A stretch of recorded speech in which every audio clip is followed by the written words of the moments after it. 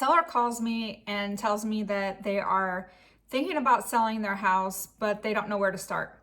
So the first thing that I do is ask a few questions. Are you planning on selling your home here and relocating, moving out of state? Are you planning on selling your home here and buying a home nearby? Are you planning on building a home? Each one of those different scenarios will require me to do different steps to make sure that they don't become homeless. So for example, if they respond and say they're moving out of state, they're relocating for a job, then my next step would be, so I know that I don't need to find them another home here before they can sell their home, then I will ask them a timeline. What does that timeline look like? When are you wanting to move out of state? And so they'll give me that timeline. I will then, one of the first steps to be able to sell their home is I will ask them their address so I can run a comparative market analysis. And what that does is it takes five main key factors into consideration, and I take some of those factors like the square footage of the house, the number of bedrooms, number of bathrooms, the area, what has sold within about a half-mile radius of that home within the last 6 months, all of those factors, and I will do a search. So I'll pull the tax records and get that correct information, and then I'll do a search of the area, and I'll look at some different comps that compare very well to the home that I'm selling, to your home. And then I will get a range. So I'll look at the condition of some of those houses. So I like to end up within a $10,000 range. So when I'm coming to your house to do a quick walkthrough, it only takes me about 15-20 minutes.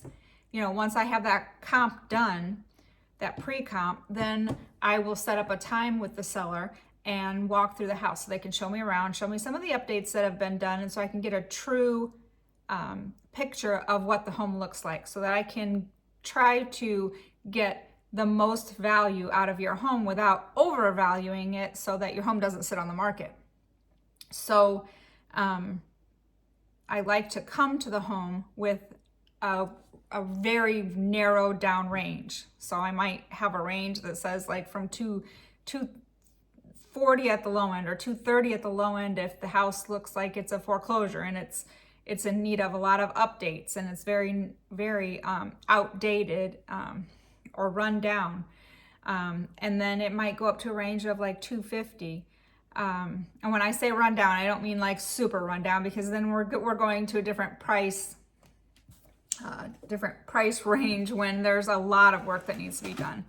But I like to come with a range. So once I walk into the house, most times I'm walking in going, yep, this is where we're at, because I've looked so much at so much information. I've compared so many different factors, so many different categories, square footage of different houses. And so I've really, really drilled down on those numbers, and I'm very confident when I walk in and I see, okay, this is where we're at with this house. Then I'll sit down, or I'll go back to my office and do one more comp, because I really like to be confident. So now I have the whole picture of the home. I already have my pre-comp. I already have the picture of what the house really looks like, what the updates have been, and the upgrades. And then I go back to my office and I will take the information that I have on paper and from what I've seen and go back and really tighten up that comp so that I'm very confident in the comparative market analysis that I have done and the value that I place on your property. I'm very confident in where I feel like that home can sell. And then we get it on the market. Now let's say the seller needed to purchase a home here. It's so important that you reach out to a realtor, number one. It's so important that you reach out to a realtor that really knows the verbiage to use in the purchase agreement and the listing contract when you are selling your home and buying another home, because the timing of that all, where you need to start looking at homes at the same time I'm comping your home. We need to get you out looking at homes so that you're confident in the fact that you can find, yes, this one is perfect. It matches my needs. Or what if we've looked at 5 and nothing meets what you would like to see in a home. I like to look at homes and know that there are 2 or 3 viable options out there that you really could see yourself living in before I put your home on the market. If I know that there have come, even if they've sold, if you see yourself in quite a few of those homes, then I like to go ahead and move ahead. So which one do you get under contract first? It doesn't really matter. What really matters is that the real estate agent that you're working with knows the terminology to put in that contract. So when we list your home for sale, I would put in there, sale of home is contingent upon seller finding suitable housing. That just says that you're not selling your house. You'll get it under contract. You'll show the house.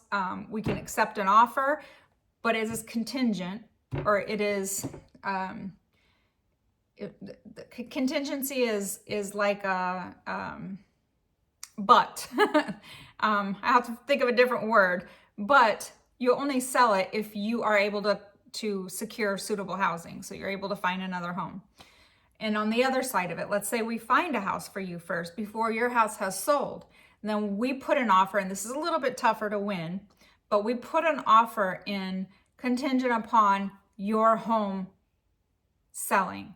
So, and then once, there's even different verbiage that changes after that. So real estate agents really have to know what they're doing, and they have to really be able to keep up on all the moving parts. So this is a little bit more in depth than you probably need to know, because that's our responsibility to be able to do this so that you don't become homeless. But for example, if we put an offer on a house and said, this purchase, so you're buying a home, is contingent upon the seller's home accepting a contract. That means your house hasn't even sold yet.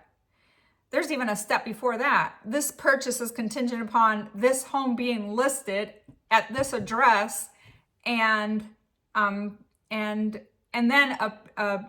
accepted agreement. And then the next step is pending closing. So there are so many different moving parts and so many forms that we need to be sure that are in place so that we're protecting you. So it's so important that you use our services, use a professional. So when I get asked that question about, I'm thinking about selling my house, I'd love to know what the value is and where do I start? So it really always depends on the particular situation of the seller. So always feel free to reach out, and I'd love to help you. Brenda Alvarez, Legacy Real Estate, based in South Bend, near Notre Dame, 574-274-7699.